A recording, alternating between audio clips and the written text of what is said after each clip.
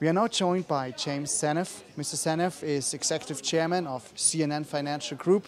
Mr. Seneff, thank you for granting us some of your time. Thank you, Patrick. Glad to be here. Thank you. If I may start with the first question. Your work session at this year's St. Gallen Symposium is entitled Context, Not Text, Finding Simplicity on the Far Side of Complexity.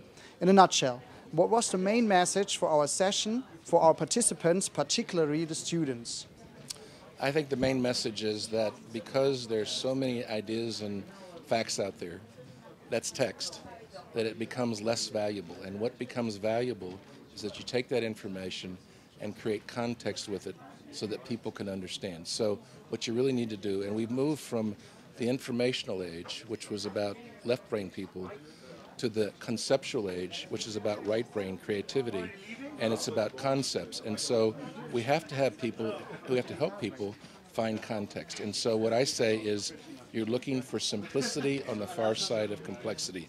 If this is complexity, you want to find simplicity on the far side of complexity, not on the near side. What I say is simplicity on the far side of complexity is genius. Simplicity on the near side of complexity is simple-mindedness. Another way to say it is this, that most people are talking about the weather. What we want to talk about is the climate that creates the weather. The weather's about today and tomorrow. The climate's about what creates the weather of today and tomorrow. And too many people are talking about today and tomorrow. They're not talking about the longer, deeper structures that influence things today and tomorrow. Okay, thank you. Mr. Seneff, you once said that opportunities of tomorrow will be different than opportunities of today, just as today's opportunities are different from the opportunities of the past. In your opinion, to whom does the future belong? The future is going to belong to people who can find context. And that's because we do live in a contextual, we're going to live in a conceptual age, and you're going to have to be able to conceptualize. You're going to have to use your right brain. You're going to have to be creative, and that's going to be the future. We've gone from, in the 18th century, we had the agricultural age. That was farmers. In the 19th century, we had the industrial age. That was workers who worked in factories. In the 20th century, we had the knowledge workers who were left brain, who could do things that computers can now do.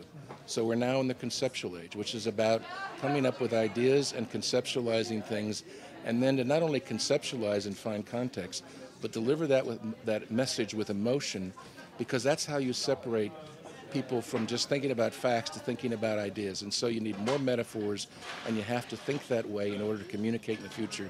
So those kind of creative people are really going to have the biggest opportunity in the future. Okay, thank you.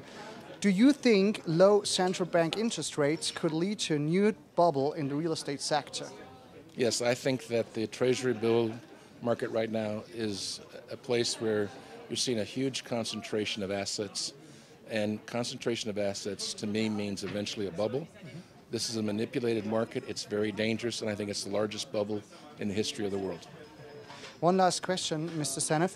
Orlando-based CNN Financial Group is one of the largest privately owned real estate investment and development firms in the US. What are your goals for the company in the near future? Our goals are to get in the middle of what's going to happen next. I believe you're going to see inflation, and so we want the wind at our back, and so we are investing in tangible assets that, like real estate and other tangible assets, oil and other things, that allow us to be in a place where those tangible assets will be increasing in value because people will be looking for tangible assets to work against the inflation that we're going to find in the future. Mr. Seneff, thank you for your time. Enjoy your stay at the St. Gallen Symposium. Thank you, Patrick. Thank you.